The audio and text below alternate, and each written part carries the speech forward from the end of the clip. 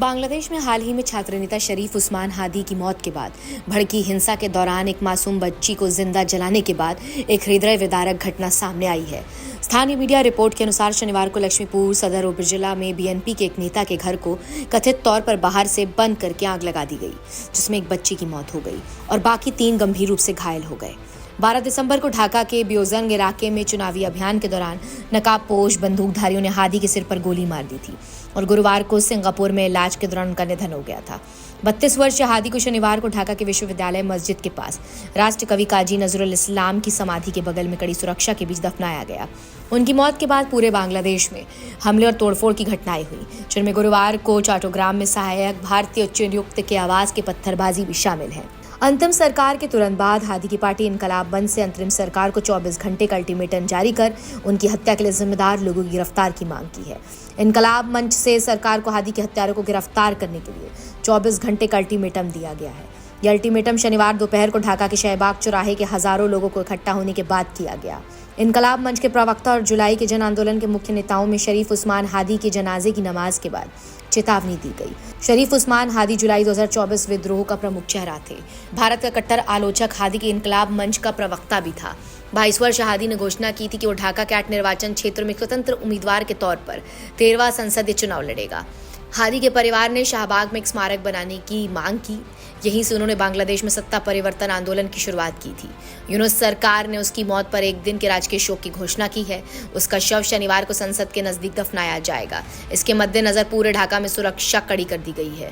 नई दिल्ली बांग्लादेश उच्चायोग की सुरक्षा बढ़ा दी गई है। बांग्लादेश में हिंसा के बाद स्थिति बांग्लादेश उच्चायोग की सुरक्षा कड़ी कर दी गई है।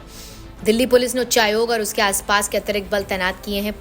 दिल्ली पुलिस के अनुसार उच्चायोग की सुरक्षा गुरुवार रात बढ़ा दी गई थी। शुक्रवार को आसपास की बैरिकेडिंग की गई है और आने वाले साधनों की पहचान की जा रही है। बांग्लादेश में हाल ही में छात्र नेता शरीफ उस्मान हादी की मौत के बाद भड़की हिंसा के दौरान एक मासूम बच्ची को जिंदा जलाने के बाद एक हृदय विदारक घटना सामने आई है। स्थानीय मीडिया रिपोर्ट के अनुसार शनिवार को लक्ष्मीपुर सदर उपजिला में बीएनपी के एक नेता के घर को कथित तौर पर बाहर से बंद करके आग लगा दी गई, जिसमें एक बच्ची की मौत हो गई और बाकी 3 गंभीर रूप से घायल हो गए।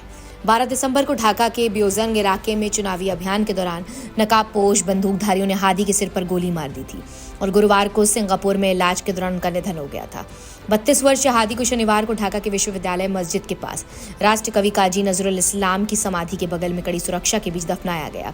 उनकी मौत के बाद पूरे बांग्लादेश में हमले और तोड़फोड़ की घटनाएं हुई, जिनमें गुरुवार को चट्टग्राम में सहायक भारतीय उच्चायुक्त के आवास की पत्थरबाजी भी शामिल है।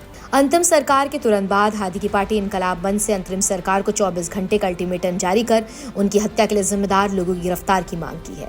इनकलाब मंच से सरकार को हादी के हत्यारों को गिरफ्तार करने के लिए 24 घंटे का अल्टीमेटम दिया गया है। यह अल्टीमेटम शनिवार दोपहर को ढाका के शहबाग चौराहे के हजारों लोगों को इकट्ठा होने के बाद किया गया।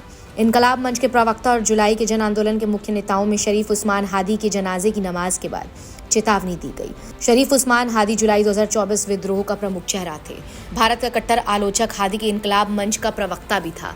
22 वर्ष हादी ने घोषणा की थी कि वो ढाका कैट निर्वाचन क्षेत्र में स्वतंत्र उम्मीदवार के तौर पर 13वां संसदीय चुनाव लड़ेगा। हादी के परिवार ने शाहबाग में एक स्मारक बनाने की मांग की। यहीं से उन्होंने बांग्लादेश में सत्ता परिवर्तन आंदोलन की शुरुआत की थी। यूनुस सरकार ने उसकी मौत पर एक दिन के राजकीय शोक की घोषणा की है। उसका शव शनिवार को संसद के नजदीक दफनाया जाएगा। इसके मद्देनजर पूरे ढाका में सुरक्षा कड़ी कर दी गई है। नई दिल्ली बांग्लादेश उच्चायोग की सुरक्षा बढ़ा दी गई है। बांग्लादेश में हिंसा के बाद स्थिति बांग्लादेश उच्चायोग की सुरक्षा कड़ी कर दी गई है। दिल्ली पुलिस ने उच्चायोग और उसके आसपास के अतिरिक्त बल तैनात किए हैं। दिल्ली पुलिस के अनुसार उच्चायोग की सुरक्षा गुरुवार रात बढ़ा दी गई थी। शुक्रवार को आसपास की बैरिकेडिंग की गई है और आने वाले साधनों की पहचान की जा रही है।